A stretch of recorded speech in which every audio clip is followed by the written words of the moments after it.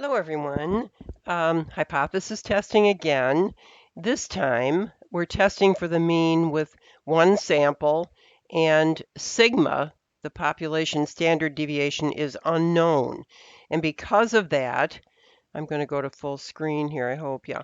Because of that, we have to use what is called the t-test. So I'm taking the same problem that I presented on a previous presentation where sigma was known. And for that one, we did use the z-test and I think a p-value. Now, the claim is the same.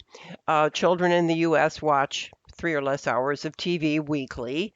That will be the null hypothesis.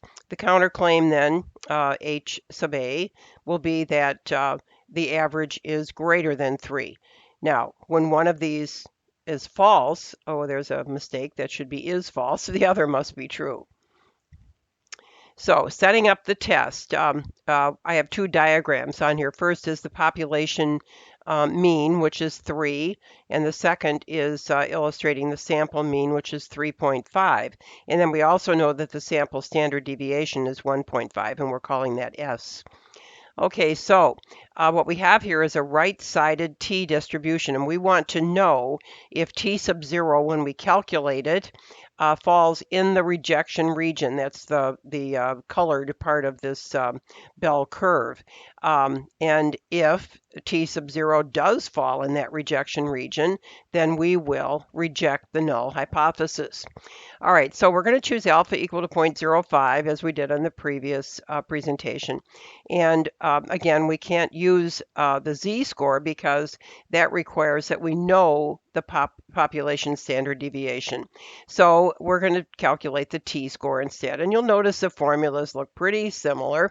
Our t sub 0, which is the test statistic, is calculated with x bar minus mu over s, which is the sample standard deviation, divided by the square root of n.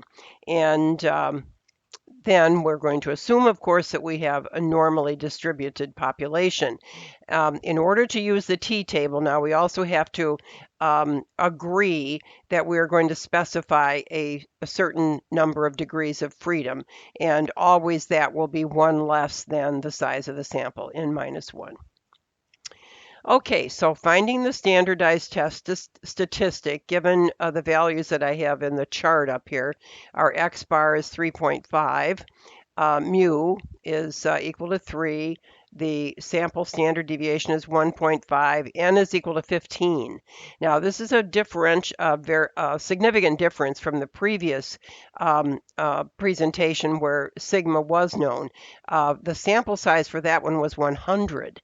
And typically you're going to discover that when you're forced to use the t-distribution, that the sample sizes are fairly small. So we're taking a sample size of 15 here. And alpha is, again, 0.05, and our degree of freedom, then, df, is equal to 14, which is n minus 1. So we're going to go, we're calculated. I've plugged in all the numbers up there, and you can verify those. And I come up with 1.29 as the test statistic. So now I'm going to go to the t-table, the t-distribution table, and I'm going to go to row 14, which is the degrees of freedom, and scoot over to column 0.05 because we're using alpha equal to 0.05. And the value I see there is 1.761310, and I'll round it off to two decimal places. So that becomes my critical value. And notice in the diagram that I posted here, the critical value is what determines the rejection region. And our test statistic, you'll notice, 1.29, is falling to the left of that critical value.